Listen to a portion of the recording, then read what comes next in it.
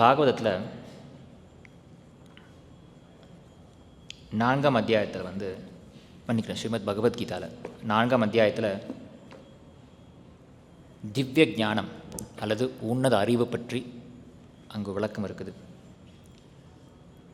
3ஆம் அத்தியாயத்தில் கிருஷ்ணர் கர்மயோகத்தை பற்றி பேசியிருப்பார். கர்மயோகத்தை பற்றி பேசி நாம் பகவானுக்காக நம்முடைய செயல்களை செய்து அந்த பலன்களை நாம் ஏற்றுக்கொள்ளாதவாறு அந்த பலன்களை பகவானுக்காக நாம் சமர்ப்பிக்க வேண்டும் என்று கூறியிருந்தது அந்த 3ஆம் அத்தியாயத்தில். அப்புறம் 4ஆம் அத்தியாயத்தில் இந்த ஞானம் எங்கேருந்து பெறப்பட்டதுன்னு 1ஆம் ஸ்லோகத்தில் பரம்பரை சம்பிரதாயம் அதை பற்றியெல்லாம் கிருஷ்ணர் விளக்கியிருந்தார். அப்போ அர்ஜுனன் கேட்பார், கிருஷ்ணா நீ எனக்கு கூட என் வயசு உனக்கும் எனக்கு ஒரே வயசாக இருக்குது, அது எப்படி நீ சூரியன்கிட்ட இந்த ஞானத்தை பெற்றார்னு சொன்ன உடனே அப்போது பகவான் அவருடைய உன்னதமான ரகசியம், அது உன்னதமான ரகசியமான அவருடைய திவ்யமான அந்த பிறப்பு அவதாரம் எப்படி எடுக்கிறார், எதற்காக எடுக்கிறார், அந்த விளக்கங்கள்லாம் சொல்லியிருப்பார். அதன் பிறகு அதுக்கு மேலே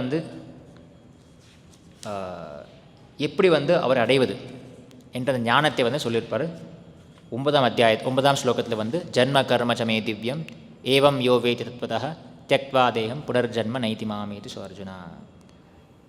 இந்த விஷயம், என்னுடைய அவதாரம், தோற்றம், மறைவு எல்லாம் திவ்யமானவை. இந்த திவ்யமான என்னுடைய இந்த லீலைகளை யார் உண்மையாக தத்வதः, இந்த வார்த்தை புரிஞ்சுக்கோங்க, தத்வதः யார் உண்மையாக சத்தியமாக அதை புரிந்து கொள்கிறார்களோ அவர்களுக்கு திருப்பி இங்கே புனர்ஜன்மம் கிடைக்காது. அப்படி சொல்லும்போது அவர் அதுக்கப்புறம் யார் அவரை நாடுவாங்க, எப்படிப்பட்டவங்க நாடுவாங்கன்னு சொல்லும்போது, பலந்தரும் செயல்களை வெற்றியை விரும்பும் இவ்வுலக மனிதர்கள் தேவர்களை வழிபடுகின்றனர். இவ்வுலகில் இத்தகைய செயல்களுக்கு விரைவில் பலன்கள் கிடைப்பது உண்மையே. சரிங்களா? யார் எப்பேற்பட்டவங்க பகவானை அடைவார்கள் என்ற விஷயமும் இந்த அத்தியாயத்தில் இருக்குது. அதுக்கப்புறம் கர்மாவை பற்றி, ஏன்னா முதல்ல கிருஷ்ணர் சாத்துர் வர்ணம் 4 வர்ணங்களை பற்றி சொல்லுவார். அதுக்கப்புறம் தான் கிருஷ்ணர் இந்த 4 வர்ணங்களுக்கு அப்பாற்பட்டவர். நமாம் கர்மானி லிம்பந்தி, எனக்கு இந்த உலகத்தில் கர்மா செயல்னு எதுவுமே கிடையாது, எனக்கு விதிக்கப்பட்டது ஒன்றுமே இல்லை. எனக்கு யார் விதிப்பாங்க செயல்கள்னு சொல்லிட்டு, டியூட்டிஸ் கடமைகள் ஏதாவது இருக்குதா? எதுவுமே இல்லை. அதற்கெல்லாம் அப்பாற்பட்டவன் என்று பகவான் சொல்கிறார். அதுக்கப்புறம் அவர் அந்த கர்மாவை பற்றி பேசும்போது கர்மா கர்மா, அகர்மா, விகர்மா இந்த 3ஐயும் விளக்குகிறார். இதெல்லாம் விளக்கிவிட்டது. அதுக்கப்புறம் கர்மா அகர்மா எதை நாம் ஈடுபட வேண்டும், அதில் ஈடுபடுபவர்கள் எப்பேற்பட்டவர்கள், அப்புறம் கர்மாவின் முடிவு ஞானம். எந்த கர்மா ஈடுபட்டாலும் அது ஞானத்தில் போய் முடிய வேண்டும். யாருடைய முயற்சிகள் அனைத்தும் புலநுகர்ச்சியிலிருந்து விடுபட்டுள்ளதோ அவன் பண்டிதனாக அறியப்படுகிறான். அத்தகையவன் பக்குவமான அறிவு என்னும் நெருப்பால் செயல்களின் விளைவுகளை சுட்டெரித்தவன் என்று சாதுக்களால் கருதப்படுகிறான். ஞானத்தின் மூலமாக நம்முடைய கர்ம வினைகள் எல்லாம் நாம் அழித்து விடலாம். ஸோ கிருஷ்ணர் இங்கே முதல்ல கூட சொல்லியிருப்பார், எல்லா இடத்துலையும் இந்த பகவத்கீதை என்றும் ஞானத்தினுடைய முக்கியத்துவம், ஞானம் பெற்றால், ஞான அறிவு பெற்றால் நமக்கு என்ன நன்மைகள் இருக்குது, நம்முடைய வாழ்க்கையில் எப்படி நாம் இன்னும் பௌதிக முறையில் அல்லாமல் ஆன்மீகத்தில் எப்படி நாம் முன்னேற முடியும், எப்படி நாம் நம்முடைய கர்ம பந்தங்கள் எல்லாம் விடுவிக்கலாம் என்று கிருஷ்ணர் அழகாக விளக்குகிறார். அதுக்கப்புறம் இந்த விடுதலை பெற்றவன் அவனுடைய குணங்களை பற்றி சொல்லுவார் கிருஷ்ணர். யத்ரிஜலாப சந்துஷ்டோ கதசங்கஸ்ய முக்தஸ்ய ஞானாவஸ்தியதா யஜ்ஞாயாச்சரத் கர்ம சமக்ரம் பிரவிலியதே. சரிங்களா? அதுக்கப்புறம் இந்த கிருஷ்ண பக்தியில் உன்னத முழுமையாக ஆழ்ந்திருப்பவன் நிச்சயமாக ஆன்மீக உலகை அடைவான், ஏனெனில் அவன் ஆன்மீக செயல்களுக்கு தன்னை முழுமையாக சமர்ப்பித்துள்ளான் என்று கிருஷ்ணர் இங்கே விளக்குகிறார். அதுக்கப்புறம் யாகங்கள் எப்படி இந்த யாகங்களை செய்வார்கள், எப்படி அந்த எப்பேற்பட்ட யாகங்கள் செய்வார்கள் அதெல்லாம் விளக்கிவிட்டு அதெல்லாம் விழாவரே இருக்கும். அதுக்கப்புறம் இந்த யாகத்தினுடைய பொருள் என்ன என்று ஒருவன் அறிந்திருக்க வேண்டும். யாகங்கள் செய்கிறான், அதுவும் யாகத்தில் சிறந்த யாகம் ஞானத்துக்கானது யாகம். ஞானத்துக்காக நாம் பகவான் வழிபடுவது அல்லது பகவத்கீதை படிப்பது, ஞானத்தை பெற முயற்சிப்பது, அதே சிறந்த யாகம். யாகத்தின் பொருளை அறிந்து செயல்படும் இவர்கள் அனைவரும் பாவ விளைவுகளிலிருந்து தூய்மை பெற்று இத்தகைய யாகங்களின் பலன்களை அமுதமாக பருகி பரமமான நித்திய நிலையை நோக்கி முன்னேறுகின்றனர். சர்வே பியதே யஜ்ஞவிதோ யஜ்ஞக்ஷபித கல்மஷாக. அப்புறம் யாகங்கள் செய்பவன் தான் இந்த உலகத்தில் மட்டுமின்றி அடுத்த உலகத்தில் அடுத்த ஜென்மத்தில் கூட உண்மையாக நிம்மதியாக வாழ்பவன். பலதரப்பட்ட இந்த யாகங்கள் அனைத்தும் வேதங்களின் அங்கீகரிக்கப்பட்டவை. இவை பல்வேறு விதமான செயல்களில் இருந்து பிறந்தவை. இவற்றை இவ்விதமாக அறிவதால் நீ முக்தி அடைவாய். சரிங்களா? அதுக்கப்புறம் எதிர்களை ஞான யாகம் பொருள்களை யாகம் செய்வதை விட சிறந்தது. ஸ்ரேயான் திரவமயாத் யஜ்ஞாத் யஜ்ஞ பரந்தப. ஸோ யாகத்தில் சிறந்த யாகம் ஞான யாகம். இப்போ அந்த ஞானத்தை எப்படி பெறுவது அப்படி சொல்லும்போது முக்கியமான ஸ்லோகம் இங்கே கிருஷ்ணர் சொல்கிறார், எப்படி ஞானத்தை பெறலாம். தத் வித்தி பிரணிபாத்தேன பரிபிரஷ்னேன சேவையா உபதேக்ஷந்தி தே ஞானம் ஞானினஸ் தத்வதர்ஷினः. திருப்பி அதே வார்த்தை தத்வதர்ஷினः. ஸோ நாம் ஞானத்தை பெற வேண்டும். தத்துவம், உண்மையான தத்துவத்தை நாம் பெற வேண்டும். சும்மா இந்த ஞானம் என்ன சொல்லணும்னா, இந்த நாம் நம் காலேஜில் ஸ்கூலில் படிக்கிற அந்த அறிவுக்கும் இந்த ஞானத்துக்கும் நாம் ஒப்பிட முடியாது. இப்போ நீங்கள் ஸ்கூலுக்கு போகிறீங்க, காலேஜுக்கு போகிறீங்க, இல்லாத ஒரு ஒகேஷ்னல் ட்ரைனிங், ஒரு தொழில் வாய்ப்புக்காக தொழில் சார்ந்த ஒரு பயிற்சி எடுக்கிறீங்க. அதுவும் ஒரு வித ஞானம்தான். ஆனால் அந்த ஞானத்தை நாம் பெறும்போது நம்முடைய நோக்கம் என்னவாக இருக்கும்? எனக்கு பணம் சம்பாதிப்பதற்காக அல்லது என்னுடைய ஆசைக்காக, என்னுடைய திருப்திக்காக, என்னுடைய புலன்களின் திருப்திக்காக நான் இந்த ஞானத்தை பெற விரும்புகிறேன். ஆனால் பகவத்கீதையில் சொல்லப்படும் இந்த ஞானம் அப்படிப்பட்ட ஒரு ஞானம் கிடையாது. தத்துவம் உள்ளது உள்ளபடியே எது சத்தியம் என்று நாம் தெரிந்து கொள்ள வேண்டும் என்றால் அது ஒரு குருவை நாடியே அவரிடம் தத்வித்தி பிரணிபாதேன பரிபிரஷ்னேன சேவையா, அவரிடம் நாம் பிரஷ்னம் கேள்விகள் கேட்டு நாம் அறிந்து கொள்ள வேண்டும். பரிபிரஷ்னேன சேவையா, அது மட்டும் இல்லாமல் அவருக்கு நம்முடைய சேவையும் நாம் அர்ப்பணிக்க வேண்டும். சும்மா போய் கேட்குறதில்ல. இப்போ இப்படி தான் நாம் காலேஜுக்கு போய் இல்லை ட்ரைனிங் இன்ஸ்டியூட் போய் காசு கொடுத்தோம்னா நமக்கு ட்ரைனிங் கொடுப்பாங்க, நமக்கு சர்டிஃபிகேட் கிடைக்கும், ஒரு பயிற்சி கிடைக்கும், வேலை கூட கிடைக்கும். இது பௌதிக கல்வியினுடைய வழிமுறைகள். ஆன்மீகம் அப்படிப்பட்ட கிடையாது. தத்துவத்தக இந்த ஞானம் ஒரு தொழிலுக்காக முக்கியமான விஷயம், நம்முடைய புலன்கள் நம்முடைய ஆசைக்காக இல்லை பணம் சம்பாதிக்கிறதுக்காக செய்யப்படுற ஒரு விஷயம் கிடையாது ஆன்மீக ஞானம். இது நாம் புரிஞ்சுக்க வேண்டும். மற்ற கல்விகள், நாம் எதுவாக இருந்தாலும் நம்ம தினசரி நாம் வாழ்க்கையில் பார்க்குற எல்லா விஷயங்கள், இன்ஃபர்மேஷன், தகவல்கள் அல்லது ஞானம், விஞ்ஞானம் எதுவாக இருந்தாலும் நம்முடைய வாழ்க்கை எவ்வளவு சிறந்ததாக புலனின்பத்துக்காக எவ்வளோ சிறப்பாக செயல்படுத்த முடியுமோ அதுக்காக மட்டுமே இந்த ஞானம் இருக்குது. நீங்கள் ஒரு வேலைக்கு போகிறீங்க, அங்கே பல விஷயங்கள் நாம் கற்றுக்குறோம், பல விஷயங்கள் ட்ரைனிங் கொடுக்கப்படுது, பல விஷயங்கள் கற்றுக்குறோம், பல விஞ்ஞானிகள் இருக்கிறாங்க, பல கண்டுபிடிப்புகள் வந்துட்டுருக்கு இந்த உலகத்தில். அது எல்லா கண்டுபிடிப்புகளும் நம்முடைய வாழ்க்கையை எவ்வளோக்கு எவ்வளோ புலன்களை இன்பப்படுத்துவதற்கு முடியுமோ அதற்கான முயற்சியை எல்லா விதமான கண்டுபிடிப்புகள், ஞானம், விஞ்ஞானம், தொழில்நுட்பம் எல்லாமே. ஆனால் ஆன்மீக ஞானம் என்பது நாம் யார், நம்முடைய கர்மா, நம்முடைய உண்மையான கடமை என்ன, நான் என்ன செய்ய வேண்டும், அந்த சத்தியத்தை நாம் பெற வேண்டும். அது அந்த பெறுவதற்காக தான் இந்த ஞானம், ஆன்மீக ஞானம் நாம் அடைவதற்கான முக்கியமான காரணம். இந்த ஆன்மீக ஞானம் பெறுவதற்கு ஒரு ஆன்மீக குரு நம்ம பார்த்தோம், குரு அடைய வேண்டும். அது மட்டும் இல்லாமல் உபதேக்ஷந்தி தே ஞானம் ஞானினஸ் தத்துவதர்ஷினः. இந்த தத்துவதர்ஷினः தத்துவத்தை அறிந்தவர்கள், அந்த குரு தத்துவத்தை அறிந்தவராக இருக்க வேண்டும். நமக்கு நல்லா பாட்டு பாடினோன்னா நல்லா சங்கீதம் தெரிஞ்சு ஒரு வித்வான்கிட்ட போகணும். நமக்கு நல்ல ஒரு என்ன சொல்கிறது, ஒரு சமையல் கற்றுக்க வேணும்னா நல்லா சமைக்க தெரிஞ்ச ஒருத்தர் நபர்கிட்ட நாம் போய் சமையல் கற்றுக்கணும். அதுக்குண்டான பல இன்ஸ்டியூட்ஸ் இருக்குது. அப்போ ஆன்மீக ஞானத்தை பெறுவதற்கு நாம் யாரிடம் செல்ல வேண்டும்? ஒரு குருவிடம் செல்ல வேண்டும். இப்போ இங்கே ஒரு கேள்வி வருது, இல்லை குரு யார் வேணா இருக்கலாம், எத்தனையோ குருக்கள் இருக்கிறாங்க இல்லைங்களா? உலகத்தில் எத்தனையோ சாமியார்கள் இருக்காங்க, எத்தனையோ குருஸ் இருக்கிறாங்க, எத்தனையோ சுவாமிஜிஸ் இருக்கிறாங்க. அவங்கெல்லாம் தங்களை தாலையும் குருன்னு சொல்லிக்கிறாங்க. நீளமான முடி வச்சுருப்பாங்க, காவியத்தையும் அணிஞ்சிருப்பாங்க, கழுத்தில் எத்தனை மாட்டியிருப்பாங்க, பல வித்தைகள் காட்டுவாங்க, அவங்களுக்குன்னு பல பெரிய ஒரு நிறுவனம் இருக்கும், இப்போ பெரிய ஒரு ஸ்தாபனம் இருக்கும், அவங்களுக்குன்னு எத்தனையோ சிஷ்யர்கள் இருப்பாங்க. அவங்களும் குரு தானே, அவங்களும் குரு தானே, ஆமாவா இல்லையா? அவங்களும் ஒரு விதமாக குரு தானே. அது எப்படி நாம் அவங்கள குருவா இல்லையான்னு இப்போ நமக்கு ஆன்மீகம் ஞானம் பெற வேண்டும். எத்தனை குருக்கள் இருக்கிறாங்க, அவங்களுக்கும் அவங்களுக்கு உண்டான ஃபாலோவர்ஸ் இருக்கிறாங்க, சிஷ்யர்கள் இருக்கிறாங்க, பிரபலமாக இருக்கிறாங்க இல்லைங்களா? இப்போ யாருக்கிட்ட நாம் போய் சரணடைய வேண்டும்? ஆன்மீக ஞானம் பெறுவதற்கு என்ன என்ன செய்யணும்? அதுக்கு முக்கியமான சீட பரம்பரை வந்திருக்க வேண்டும். அதுக்கப்புறம்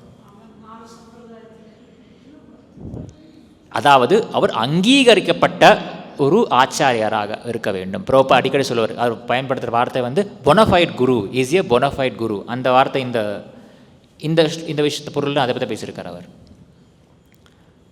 ஸோ இங்கே 2 விஷயம்,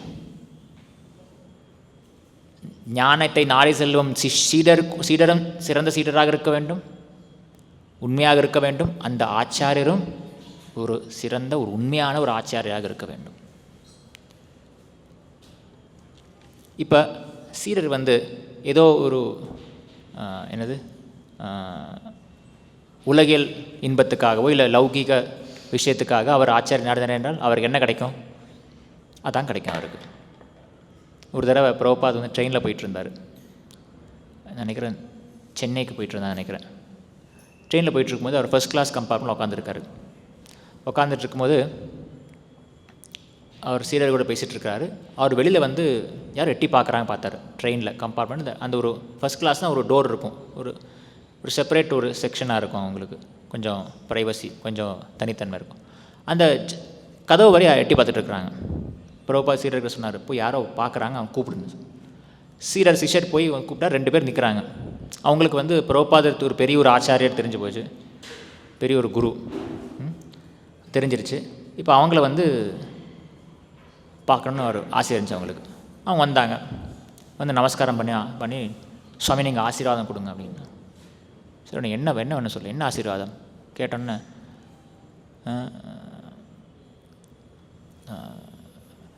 சுவாமிஜி எனக்கு வந்து ரொம்ப நாளாக இந்த உடலில் ஒரு பிரச்சனை இருக்குது, கால் வலிக்குது சுவாமிஜி. சுவாமிஜி எனக்கு ரொம்ப நாளாக ஒருத்தர் என்கிட்ட பணம் கொடுக்கணும், இந்த பணம் கிடைக்கவே மாட்டேங்குது, தள்ளி போயிட்டே இருக்குது, நீங்கள் அதுக்கு ஆசீர்வாதம் கொடுக்கணும் அப்படின்னாரு. பிரபுபாத் சொன்னார், உங்களுக்கு நான் கொடுக்கக்கூடிய ஆசீர்வாதம் இதெல்லாம் எனக்கு கொடுக்க முடியாது, எனக்கு கொடுக்க தெரியாது. எந்த ஆசீர்வாதம் என்னால் கொடுக்க முடியும்னா நீங்கள் உங்களை இவரமாய் ஆக்க முடியும்னு அவர் சிஷ்யரை காட்டினார். சிஷ்யர் வந்து எப்படி இருந்தார், முடியெல்லாம் எடுத்து ஷிக்கா வச்சு அந்த ஒரு பக்தருடைய உடையில் இருந்தார் அவர். இவங்க பார்த்தாங்க, அடரா இவர்கிட்ட சேர்ந்தோம்னா இவரமே ஆகிடுவோம் நாங்கள். இல்லை ரொம்ப நன்றி சுவாமி, அப்படியே நான் டைம் ஆகிடுச்சு, உங்களை நான் தொந்தரவு கொடுக்க விரும்பலை, ரொம்ப நன்றி சுவாமிச்சின்னு சொல்லிட்டு அவங்க கிளம்பிட்டாங்க.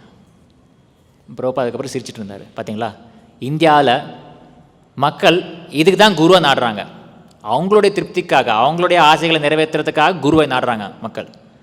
அவங்களுக்கு என்ன தேவை? ஒரு ஆசீர்வாதம் குரு தேவை. பிரபுபாத் அந்த வார்த்தை யோசனை, ஆசீர்வாதம் குரு. ஒரு ஆசீர்வாதம் கொடுத்தா போதும், நான் பணம் கொடுக்குறேன், ஏதாவது கூட ஆசீர்வாதம் மட்டும் கொடுங்க.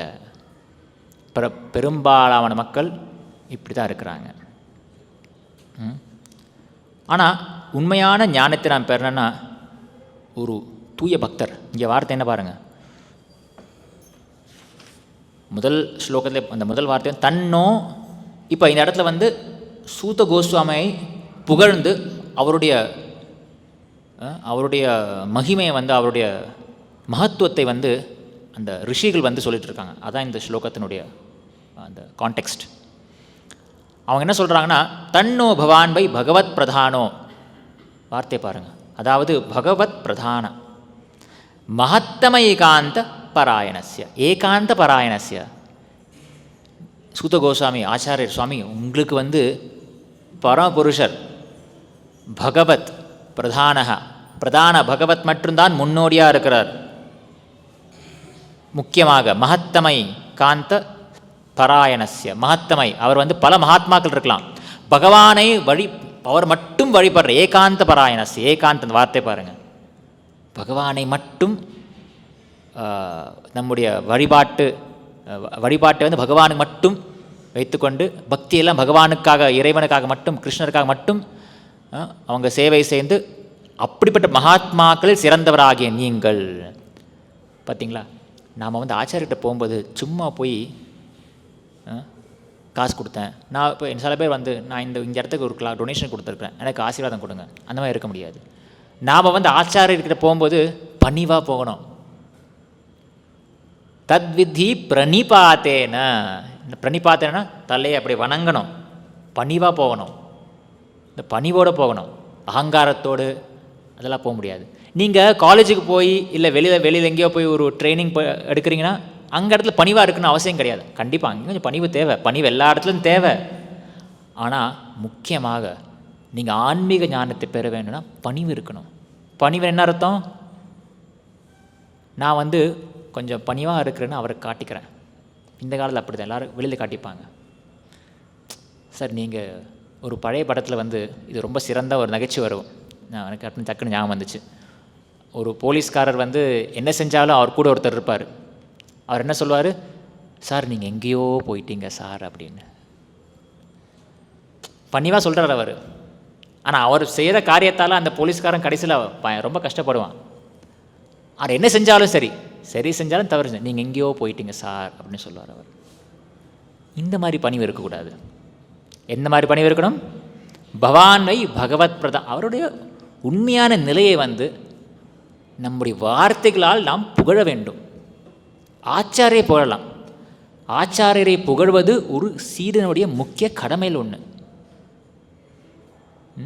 அவரை புகழ்ந்து நாம் பேசணும், சில வார்த்தைகள் பேசணும். எனக்கு எதுவுமே புகழ தெரியாதா, பிரபுபா ஆச்சாரியமுறை வந்த உடனே ஜெய பிரபுபாத், ஜெய குரு மகாராஜ் அதாவது சொல்லணும். எனது எல்லா புகழும், எனக்கு புகழும் தெரியாது, எல்லா புகழும் உங்களுக்கு தான், ஜெய பிரபுபாத் அதாவது சொல்லணும். அந்த பணிவு ரொம்ப முக்கியம். ஏன்னா பணிவாக இருந்தால் தான் நம்முடைய உண்மையான நிலையை நாம் புரிந்து கொள்வது கொஞ்சம் சுலபமாக இருக்கும். எதுக்கு? நம்முடைய ஏற்கனவே பல வருஷங்கள் பல ஜென்மங்கள் வந்து நான் தான் எல்லாம் கற்றறிந்தவன், நான் தான் பெரியவன் ஒரு அகங்காரம் வந்து கூடவே வருது. அது பெரிய மூட்டை மாதிரி. அந்த அகங்காரத்தை வந்து கொஞ்சம் முதல்ல வெளியெடுத்து வைக்கணும். வெளியெடுத்து வச்சாதான் நமக்கு வந்து அந்த ஞானத்தை நாம் பெற முடியும். ஸோ புகழணும் ஆச்சாரியர், இது ரொம்ப முக்கியம்.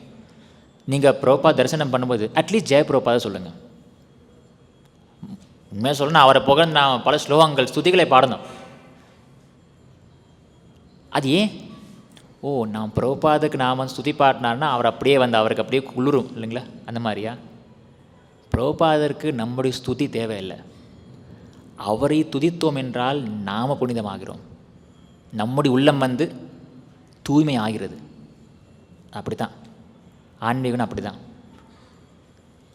இப்போ வந்து ஒருத்தரை நாம் பிரபுன்னு சொல்கிறோம், பக்தர் எல்லாரையும் பிரபுன்னு சொல்கிறோம் இல்லையா? பிரபுன்னு சொன்னால் அவர் பிரபுன்னு அர்த்தமா? உண்மையான பிரபு கிருஷ்ணன் மட்டும்தான், அவர் தான் ஒரே பிரபு. ஆனால் நாம் வந்து மற்றவர்களையும் பிரபுன்னு சொல்கிறோம். ஏன்? பிரபு உங்களுக்கு ஏதாவது சேவை செய்ய முடியுமா அந்த எண்ணம் வருவதற்கு. அங்கேயும் பணிவு இருக்கு பாருங்கள். பிரபு வாங்க, பிரபு எப்படி இருக்கீங்க, பிரபு பிரபு சொல்லுங்கள். ஆனால் இப்படி இருக்கக்கூடாது, பிரபு அப்படியே அன்றைக்கி சொன்னீங்க எனக்கு, எப்படி நீங்கள் அப்படி அந்த வார்த்தை எங்கிட்ட பேசலாம், சொல்லுங்கள் பிரபு, அந்த மாதிரி இருக்கக்கூடாது. அது பொய்யான பணிவு. உண்மையாக பணிவா என்ன கேட்கணும்? பிரபு உங்களுக்கு என்ன செய்ய முடியும்னு சொல்லுங்கள். ஏதாவது சேவை இருக்குதா? கோயிலுக்கு வந்தவொடனே என்ன செய்யலாம்? பிரபு ஏதாவது சர்வீஸ் இருக்குதா? நான் வந்து கோயிலுக்கு வந்திருக்கிறேன், இவ்வளோ நாள் என் வீட்டில் இருந்தால் வீட்டு வேலை, ஆஃபீஸ் போனோம், ஆஃபீஸ் வேலை, காலேஜுக்கு போனோம், அதெல்லாம் முடிச்சிட்டேன். இன்றைக்கி ஞாயிற்றுக்கிழமை கோயிலுக்கு வந்திருக்கிறேன், முழுமையாக இந்த நாளை வந்து பகவானுக்காக சமர்ப்பிக்க விரும்புகிறேன், ஏதாவது சர்வீஸ் இருந்தால் கொடுங்க பிரபு. இந்த பணிவோடு நாம் கேட்கணும். அதுதான் எல்லோரும் நாம் பிரபுன்னு சொல்கிறோம். ஏன்னா நமக்கு வந்து அது மட்டும் இல்லாமல் நம்ம பேர் என்ன கிடைக்குது? ஜெய கோவிந்த தாஸ், தாசி. நமக்கு வேறு சர்நேமெல்லாம் கிடையாது, வேறு சர்நேமெல்லாம் கிடையாது. கவுடா, தேவர் அதெல்லாம் கிடையாது. இங்கே ஒரே ஒரு சர்நேம் தான், தாஸ். தாஸ்னேன் தாசன், அடியேன் தாசன். அந்த சம்பிரதாயம் ஸ்ரீ சம்பிரதாயத்தை கூட சொல்லுவாங்க, அடியேன் ராமானுஜ தாசன். நமக்கு பேரில் தாஸ் கொடுத்துட்டாங்க. அது கேட்டால் எப்படி சொல்லக்கூடாது?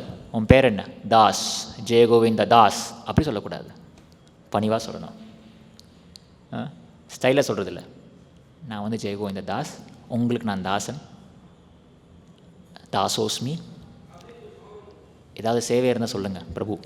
பாருங்கள், இங்கே தாஸ் அங்கே பிரபு, இங்கே தாஸ்னா அங்கே பிரபு. மாதாஜி நம்முடைய நடைமுறை வாழ்க்கையில் டெய்லி ப்ராக்டிஸில் இது வந்து பிரபுபாதர் வந்து அப்படி ஒரு அங்கமாக வகிச்சிருக்கிறாரு. நான் பணிவு வரணும். அந்த பணிவு இருந்தால் தான் முதல் நமக்குள்ளே பணிவு இருக்கட்டும்ப்பா. ஏன்னா வெளி உலகம் பார்த்தீங்கன்னா எப்படி பாருங்கள், ரோட்டில் போகிறீங்க, குறுக்கால ஒருத்தன் வருவான் ஸ்கூட்டரில், சிக்னல் இண்டிகேட்டர் போட மாட்டான், எதுவும் போட மாட்டான். அப்படி இப்போ வரும் பாரு ஒரு கோபம், பணிவெல்லாம் மறந்துடுவீங்க. டேய் யாரா நீ, கெட்ட வார்த்தையில் வந்துடும். கண்ணு தெரியாதா, அந்த மாதிரி கண்ட பேச்சு வரும். அந்த வாழ்க்கை வெளி உலகம் அந்த மாதிரி. இங்கே வந்தோடனே நாம் பணிவாக இருக்கணும். பணிவை எதுக்கு இருக்கணும்? ஞானத்தை பெறுறதுக்காக. ஒரு தடவை துக்காராம் வந்து ஒரு ஹரிகதா கொடுத்துட்டு இருந்தார். சந்த் துக்காராம் ஹரிகதா கொடுத்துட்டு இருந்தார்.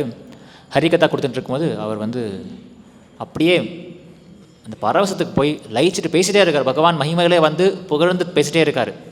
அந்த மாதிரி நான் பேசணும். பேசிட்டு கண்ணை மூடி அப்படியே அந்த பகவானுடைய தியானத்தில் வந்து பேசிகிட்டே இருக்கார். நேரம் போனே தெரியல. ராத்திரி ஆயிடுச்சு.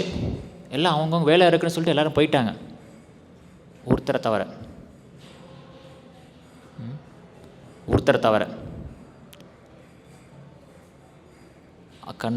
துக்காராம் கண் திறந்து பார்த்தார். மணி 12, ராத்திரி 12. ஒருத்தர் மட்டும் உக்காந்துருக்கிறாரு. அவர் பார்த்தார், படடா என்ன ஒரு பக்தி, என்ன ஒரு ஆசை, ஆவல். இந்த மாதிரி ஆவல் நமக்கு இருக்கணும். அது இன்னொரு முக்கியமான ஒரு ஒரு ஒரு ஒரு ஒரு தன்மை நமக்கு இருக்க வேண்டியது. ஆச்சாரியர்கிட்ட நாம் பணிவாக போகிறதுக்கு ஒன்று, இன்னொன்று ஆர்வம் இருக்கணும். ஆர்வம் ரொம்ப இருக்கணும். அப்புறம் துக்காராம் பார்த்தார், அடடா என்ன ஒரு ஆர்வம். அவர் வந்து சொன்னார், நீ நிஜமாக நீ ஒரு சிறந்த பக்திமானதாக இருக்கிறப்பா, உனக்கு எல்லா மங்களம் உண்டாகட்டும், பகவத் பக்தி கிடைக்கட்டும். துக்காராம் அப்படி சந்தோஷமாயிட்டார் அவர். அப்போ அவன் என்ன சொன்னான்னா, சுவாமி அதெல்லாம் எனக்கு ஒன்றும் இல்லை சுவாமி, நீங்கள் உக்காந்துருக்கிறீங்களே ஒரு மெத்தை, அது என்னோடய மெத்தை. நீங்கள் எப்போ எந்திரிச்சு போவீங்க அந்த மெத்தை அந்த குஷன் எப்படி எடுத்து போகலான்னு இருக்கிறேன்னா அப்படின்னு சொன்னார். ஸோ நம்ம அந்த மாதிரி பக்தர்கள் இருக்கக்கூடாது. உலகியல் காரணத்துக்காக, பௌதிக காரணத்துக்காக பகவானே பாருங்கள், அவர் எவ்வளோ துக்காராம் அந்த எவ்வளோ பெரிய ஒரு மகான் ஒரு ஆச்சாரியர். அவர்கிட்ட வந்து அந்த ஞானத்தை பெறுவதால் அந்த குஷனுக்காக வெயிட் பண்ணிட்டுருக்காரு அவர். ஆனால் அந்த ஆவல் ரொம்ப ரொம்ப முக்கியம். ஒரு தடவை ஒரு பாகவத சப்தாகத்தை வந்து ஒருத்தர் பேசிகிட்டு இருந்தார். அந்த கூட்டத்தில் ஒரு திருடன் இருந்தான். அவன் வந்தால் சரி, கூட்டம் நிறைய இருக்குது, ராத்திரி வரைக்கும் இந்த உரையை போக போகுது, பிரசங்கம் போக போகுது, முடிவில் வந்து யாருக்கிட்டையாவது வந்து கொஞ்சம் திருட்டு போகலாம் வந்து கேட்டுட்டு இருந்தான். அவன் மனசெல்லாம் வந்து எதில் இருந்துச்சு? திருடுறதுல இருந்துச்சு. எங்கே நகை இருக்குது தான் பார்க்குற எல்லாரும் விட்டு நோட் பண்ணி வச்சுருக்கான். அந்த பொம்பளை கிட்ட நிறைய நகை இருக்குது, இவங்ககிட்ட நிறைய நகை இருக்குது, இவர் பார்க்குற பெரிய ஆளாக தெரியறாரு, அதெல்லாம் நோட் பண்ணி வச்சுருக்கிறான். அவன் வேற ஒன்றும் கேட்கல. அப்போ அந்த சொற்பொழிவாளர் வந்து கிருஷ்ணரை வர்ணித்தார். அவர் கிருஷ்ணர் வந்து மாடு மேய்ப்பார், ஆயர்குலத்தில் அவதாரம் எடுத்தார், விருந்தாவனத்தில் வாழ்கிறாரு, அப்படி பல வர்ணனைகள் கேட்டார். அதுக்கு முதல்ல என்ன சொன்னான்னா, கிருஷ்ணர் வந்து அவருடைய உருவம், அவருடைய தரிசனம் எப்படி இருக்குன்னு அவர் வர்ணித்தார். பீதாம்பர உடை, தலையில் வந்து மயில் இறகு, அப்புறம் கௌஸ்து மணி, பல அருமையாக இந்த நகை ஆபரணங்கள், அந்த பெல்ட் என்ன சொல்கிறது, இடுப்பில் கட்டுவாங்களே, அது என்ன தெரியல எனக்கு, ஒட்டியானம். சரி, ஒட்டியான பொம்பளைங்க போடுவாங்க, கிருஷ்ணர் போடுறது எனக்கு பேர் தெரியல. அது காலில் கொலுசு, நூப்புரம், அதெல்லாம் சொல்லிட்டு இருந்தேன். அப்போ இது வரைக்கும் உண்மை அந்த பிரசங்கத்தை கேட்காத அந்த திருடன் வந்து இப்போ அவனுக்கு காது வந்து ஷாப் ஆகிடுச்சு, டக்குன்னு ஓப்பன் ஆகிடுச்சு அவனுக்கு. சில நேரம் வந்து நமக்கு பிடிச்சமான சில பேர் இருப்பாங்க, ஏதா சொன்னாலும் கேட்க மாட்டாங்க. நீங்கள் சாப்பாடை பற்றி பேசினா உடனே அவங்களுக்கு வந்து எங்கள் சாப்பாடு டைம் ஆச்சா, சரி போகலாமா அப்படின்னு சொன்ன டக்குன்னு அவங்களுக்கு வந்து அந்த முழிப்பு வந்துடும். அது வரைக்கும் கேட்க மாட்டான், இன்ட்ரெஸ்ட் இருக்காது. நான் டிஸ்கஸ் பண்ணிகிட்டு இருப்போம், எங்கேயாவது போனோம், அங்கே போனோம், சாப்பிட்றதுக்கு அந்த ஹோட்டலுக்கு போன உடனே நான் ரெடி வந்துடுறேன். அவர் அந்த மாதிரி திருடன் வந்து நகை, ஓஹோ இவர் வந்து வேற எங்கேயும் நான் வந்து கை வைக்க தேவையில்லை, இவர் சொல்கிறார் அந்த கிருஷ்ணன் அந்த ஒரு பையனை கடத்தினா மட்டும் போதும், எல்லாம் நான் லைஃப் செட்டில் ஆகிடும். சரியா? அப்புறம் கேட்டே இருந்தான். சரி இப்போ உனக்கு இல்லை ஆவல் வந்துருச்சு. எந்த ஆவல்? ஆன்மீக ஆவலை? இல்லை இல்லை, நகை திருடுறதுக்காக. கிருஷ்ணர் வந்து சரி பார்க்குறேன், இந்த பையன் இப்போ பேசிகிட்டு இருக்காரு, இந்த பையன் அட்ரஸ் நம்ம தெரிஞ்சுக்கலாம். ஓ அவர் இருக்கிறது விருந்தாவன ஒரு கிராமத்தில், ஓகே நோட் பண்ணிட்டேன். அங்கே அம்மா பேர் யசோதாவா, ஓகே நோட் பண்ணிட்டேன். அப்பா பேர் நந்த மகாராஜ், ஓகே நோட்டட். எல்லாம் நோட் பண்ணிட்டான். இவ்வளவு எல்லா இன்ஃபர்மேஷன் கொடுத்துட்டு அவரே கொடுத்த தகவல் அவரே கொடுத்துட்டாரு, நமக்கு எதுவும் கஷ்டப்பட தேவையில்லை. அந்த விருந்தாவன கிராமத்துக்கு போய் இந்த கிருஷ்ணனை கண்டுபிடிச்சி சின்ன பையனாச்சே அவங்ககிட்ட நம்முடைய வேலையை காட்டலாம் அப்படின்னு திருட முடிவு பண்ணான். இப்போ அதுக்கு முடிஞ்ச அப்புறம் அவனுக்கு ஒரு ஒரு ஒரு ஒரு தீராத ஒரு ஒரு அப்படி ஒரு ஆவல், இந்த கிருஷ்ணனை பார்க்க வேண்டும் சொல்லிட்டு. பார்த்தீங்களா? அப்புறம் என்ன செஞ்சான்? அங்கேருந்து நடந்தான் பிருந்தாவனம் வரைக்கும். நடைப்பயணமா அவனுக்கு ஆவல் இருந்தது கிருஷ்ணனை பார்க்குறதுக்காக, தரிசனம் பண்ணுறதுக்காக. நடைப்பயணமாக விருந்தாவனத்துக்கு போகிறான்.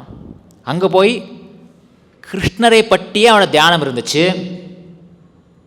என்னது அவனுக்கு வந்து பணத்து அந்த நகை திருடணும் போகிறதுக்கெல்லாம் நினச்சிட்டு இருந்தான். பாடா நகையை திருடின உடனே முதல்ல அந்த நிறைய பணம் வாங்கணும், நம்ம கிருஷ்ணன் நகை இப்படி இருக்குமா அப்படி இருக்குமா, அவர் எங்கே இருப்பார், எப்படி அவரை தேடி கண்டுபிடிக்கிறது, ஊர் தெரிஞ்சு போச்சுல்ல. இப்போ அவங்க அட்ரஸ் தெரியணுமே. சரி அவர் போன்னு கேட்குற, கிருஷ்ணன் எங்கே கிருஷ்ணன் எங்கன்னு கேட்குற எல்லாருக்கிட்டையும். பாருங்கள் கோஸ்வாமி சிலையும் சொல்லியிருக்காங்க,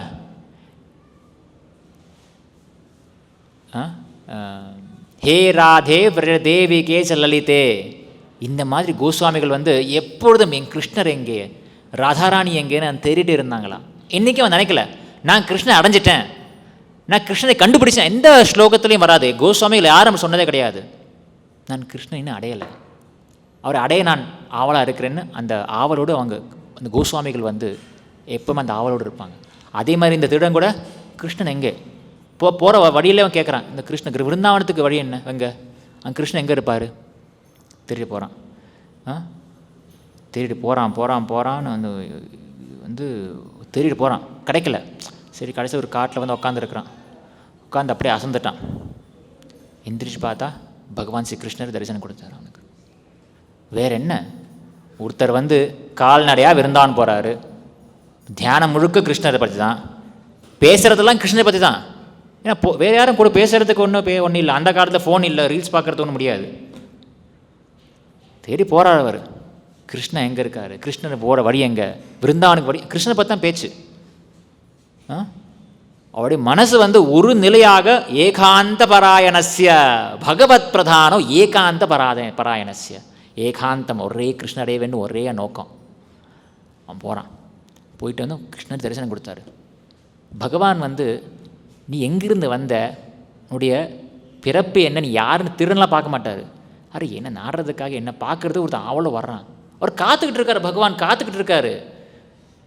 ஒரு திருடனுக்கே இந்த வாய்ப்பு கிடைச்சதுன்னா நமக்கெல்லாம் ஏமாத்திரம், நமக்கு மற்ற தரிசனம் கிடைக்க மாட்டேங்குது. இன்னும் இந்த ஆவல் கொஞ்சம் கம்மியாக தான் இருக்குது. லௌல்யம் தத்திர லௌல்யம் அப்படி ஏகல மூல்யம். ரூபகோஷம் சொல்கிறாரு, பகவத் பக்தியை கிடைக்கிறதுக்கு ஒரே ஒரு விலை, நீங்கள் பேரெல்லாம் பேச முடியாது, one prize, only one prize. என்ன ப்ரைஸ்? தத்திர லௌல்யம் அபி ஏகலம் மூல்யம். லௌல்யம் ஆவல், ஒரு அதீத ஆசை, ஒரு ஒரு ஒரு இது மாதிரி பேராசை மாதிரி தான். ஆசைப்படணும் பகவான் பார்க்குறதுக்கா. இவனுக்கு ஆசை இருந்துச்சு, பகவான் பார்த்தாரு, இவ்வளோ ஆசையோடு வந்திருக்கிறான், கொடுத்தார் தரிசனம். அவர் கேட்டார், பார்த்த உடனே இப்போ பகவானே தரிசனம் அப்புறம் பண்ண அப்புறம் அந்த அழகில் வந்து எல்லாம் மறந்து போயிடுச்சு, வந்ததெல்லாம் மறந்துட்டார் அவர். இப்போ கிருஷ்ணன் கேட்டார், எதுக்கு வந்தேன்னு. கிருஷ்ணா அவன் நகையை தேட வந்தேன்னா. இப்போ கிருஷ்ணன் சொன்னான், ஐயோ நகையெல்லாம் கொடுக்க முடியாது, அம்மா திட்டுவாங்க. ஆனால் அவன் கிருஷ்ணன் தரிசனம் பண்ணி அவருடன் பேசின அந்த அந்த தொடர்பு கொண்ட சிறு நேரத்தில் வந்து உள்ளத்தில் இருந்த தீமையெல்லாம் அழிந்து போய் கரைஞ்சி போயிடுச்சு, அவன் பக்தன் ஆயிட்டான். ஸோ நாம் பகவானை அடைய வேண்டும் என்றால் பாருங்கள், நீங்கள் திருநாக அவன் அந்த பிரசங்கத்தில் கேட்குறது திருநா கேட்டான். அவனுக்கு வந்து திருடுறது தான் அவன் நோக்கம், கெட்ட எண்ணம் அவனுக்கு. அது கூட கெட்ட எண்ணத்தோடு கூட நாம் பகவானை அடையணும் என்றால் நாம் தூய்மை ஆகிடுவோம். நாம் அதான் பகவானுடைய மகத்துவம். சூரியன் இருக்கு பாருங்க, அது வந்து எல்லாருக்கும் பொதுவாக வெப்பம் கொடுக்கும். இவங்களுக்கு மட்டும்தான் வெப்பம், இல்லை இந்தியாவில் மட்டும்தான். இன்றைக்கி பாருங்கள், சில நேரம் தோணும் தமிழ்நாட்டுக்கு போனால் அது எப்படா சூரியன் இங்கே மட்டும்தான் வந்து வெயிலை நமக்கு வரைக்குதா, அவ்வளோ வெயிலாக இருக்கும். ஒருவேளை சூரியன் வந்து இங்கே மட்டும்தான் அவரை தாக்கத்தை காட்டுறாரோ சில நேரம் தோணும். எனக்கெல்லாம் தூங்கிட்டு நான் தமிழ்நாட்டில் போனால் எல்லாம் எவ்வளோ வெயில் தாங்க முடியல. ஆனால் அப்படி கிடையாது, சூரியன் எல்லாருக்கும் பொதுவாக தான் தாக்கத்தை வைப்பார்.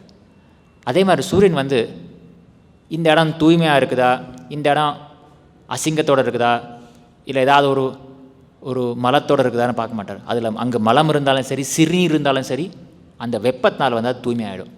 பகவான் வந்து பார்க்க மாட்டார் நீ எங்கிருந்து வந்த, உன்னுடைய பின்னணி என்ன, நீ கெட்டவனா நல்லவனா பார்க்க மாட்டார். அவர் யாராக இருந்தாலும் அவருடைய அருள், அவருடைய ஆசீர்வாதம், அனுக்கிரகம் எல்லாரும் கிடைக்கும். ஆனால் சில பேர் எப்படின்னா, இல்லை நான் வந்து பக்தியை வந்து என்னுடைய திருப்திக்காக, இந்த புலன்க திருப்திக்காக என்ற சாதாரண ரொம்ப ஒரு கீர்த்தனமான ஆசைக்காகவே இருப்பாங்க. புரோபா அடிக்கிற உதாரணம் சொல்லுவார். புரோபா சொல்லுவார் எப்படின்னா, ஒருத்தர் வந்து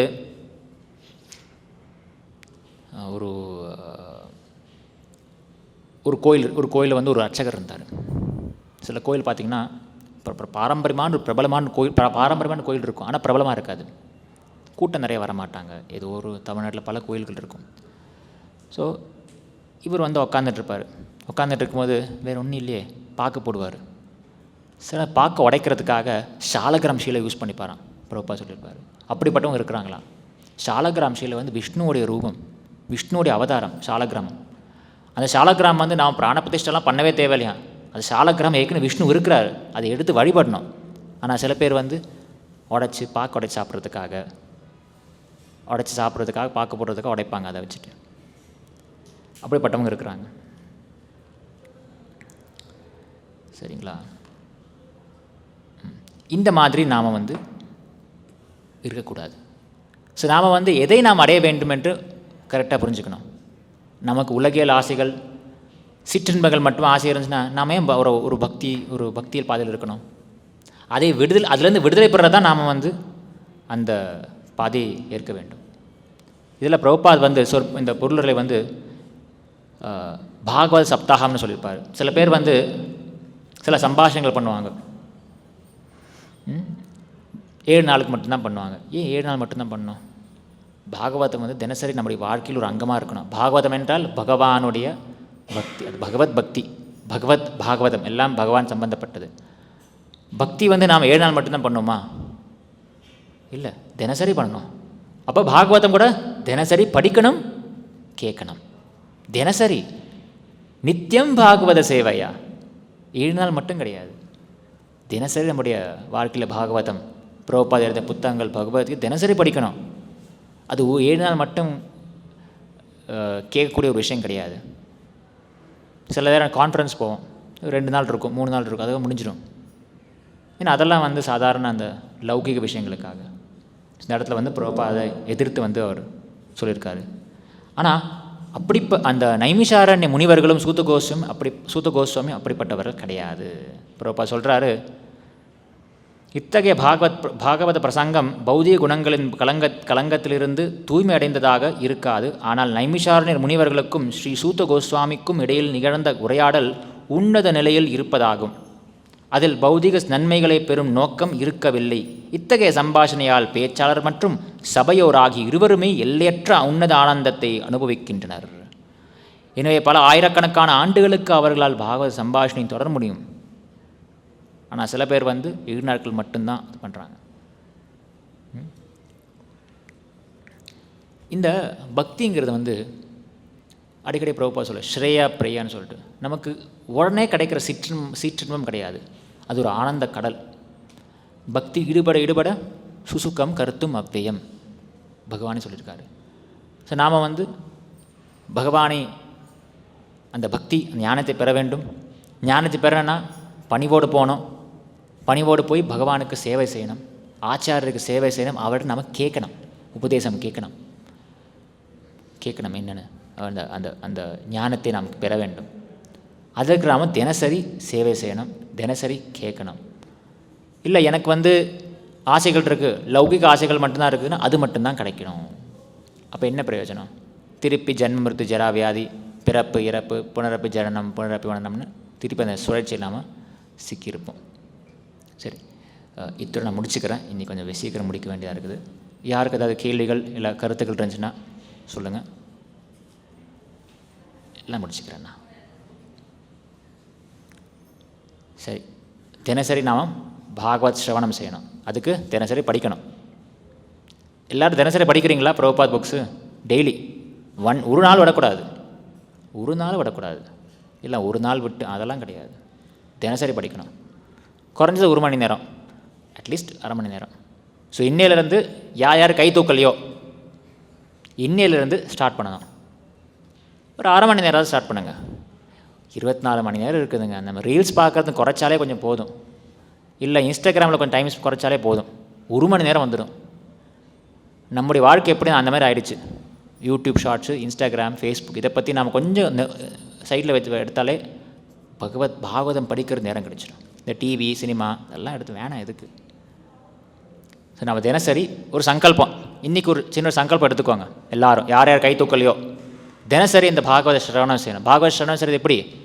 ஒன்று நீங்கள் லெக்சர் கேட்கலாம், இல்லை ஸ்ரீமத் பாகவதத்தை படிக்கணும். ப்ரோப்பா எத்தனையோ புத்தகம் அவர் சொல்லுவார், எதுக்கு நான் இந்த புத்தகம் கொடுக்குறேன்? நான் என்ன பிஸ்னஸ் மேனா? இந்த புத்தகம் விற்கிறதுக்கு எனக்கு வேலை, புத்தகம் விற்கிறதா என் வேலை? ப்ரோப்பா அது கேட்பார், திட்டுவார். புத்தகம் விற்கிறதா என் வேலை, அதுக்காக வந்திருக்கேண்ணா. அவருக்கு பல புத்தகம் எழுதுக்கார் ப்ரோப்பாது. எதுக்கு? விற்று காசு சம்பாதிக்கிறதுக்கா? அதே ப்ரோப்பாதோட நோக்கம். அவர் ப்ரோப்பாது புத்தகம் எழுதுனது நாம் படிக்கிறதுக்காக, படித்து அதில் நன்மை பெற்று ஞானத்தை பெற்று மற்றவங்களும் விநியோகம் செய்யணும். அதான் புக் டிஸ்ட்ரிபியூஷன். ஃபர்ஸ்ட் நாம் படிக்கணும். ஃபர்ஸ்ட் நீங்கள் படிங்க. எல்லோரும் விடாமல், ஒரு நாள் கூட விடாமல் படிக்கணும். ஒரு நாள் விடாமல் ஜபம் இருக்குது பாருங்கள், 16 மாலை ஒரு நாள் விடுறோமா? விடக்கூடாது. ஆச்சாரியோட பணிவோடு நம்ம ஆச்சாரியை நாம் நாடுறோம், நாடி சத்தியம் எடுக்கிறோம். குரு நான் நீங்கள் சொல்கிற அந்த உபதேசத்தை நான் ஃபாலோ பண்ணுறேன், நீங்கள் சொன்ன அறிவுரை நான் ஃபாலோ பண்ணுறேன். என்ன சொல்லியிருக்காரு? 16 மாலை குறைஞ்சது பாருங்க. 16 மாலை முடிச்சிடறதில்ல, அப்பாடா 16 ரவுண்ட்ஸ் ஆயிடுச்சுப்பா, இன்னும் என்ன வேலாம் செய்யலாம் அந்த மாதிரிலாம் கிடையாது. குறைஞ்சது பாருங்க 16 மாலை. டைம் இருந்துச்சுன்னா புக் எடுத்து படிங்க. இன்னும் டைம் இருந்துச்சுன்னா சில நாம் மெட்ரோவில் போயிட்டுருப்போம். மெட்ரோவில் போயிட்டு நிறைய டைம், மெட்ரோ பஸ்ஸோ மெட்ரோ ட்ராவல் டைம் நிறைய டைம் கிடைக்கும்.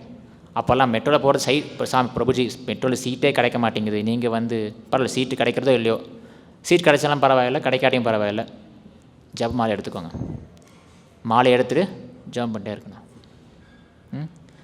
இல்லை ஜபம் பண்ணுற மாதிரி இல்லை, சவுண்டாக டிஸ்டர்பன்ஸாக இருக்குது, புக் எடுத்துப்போங்க.